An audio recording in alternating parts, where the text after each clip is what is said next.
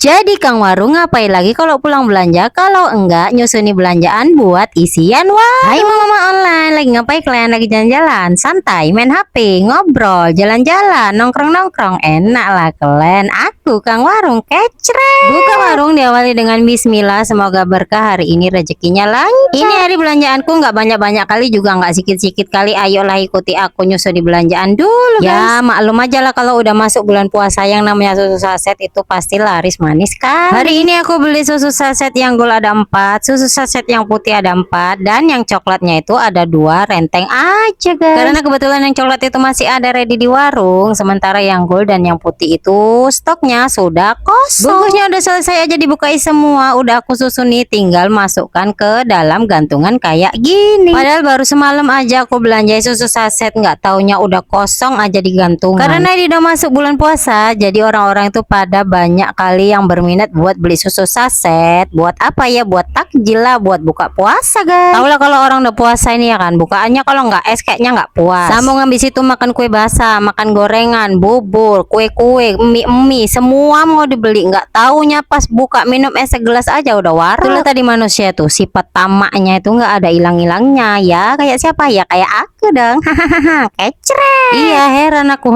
heran kali kalau udah keluar itu matanya kayaknya lapar kali. Antang kali nampak es. Kalau udah nampak es ini beli es campur, beli es buah, kue. Kalau udah makan makanan yang dirubung orang kayaknya rame gitu, kayaknya enak, beli. Bukan untuk kalian contoh ya, tapi pun aku semua itu ku beli, bukan ku makan sendiri. Kalau ada rezekiku lebih ya aku beli itu semua, aku bagi-bagi. Ingat ya, setiap rezeki yang kita dapat itu bukan semuanya 100% itu hak milik kita. Tapi ada juga rezeki orang yang diselipkan dan dititipkan ke kita, jadi kita wajib salurkan ya, walaupun sedikit, yang penting berbagi. Kecret. Ibarat kita ingat ya kan, yang namanya hukum tabur tuai, apa yang kita tabur itu yang kita tuai. Karena sejatinya itu sedekah nggak melulu harus mahal, nggak melulu harus banyak, dan nggak melulu harus mewah. Kalau ada rezekinya, kalau ada dananya, kenapa enggak? Gasken.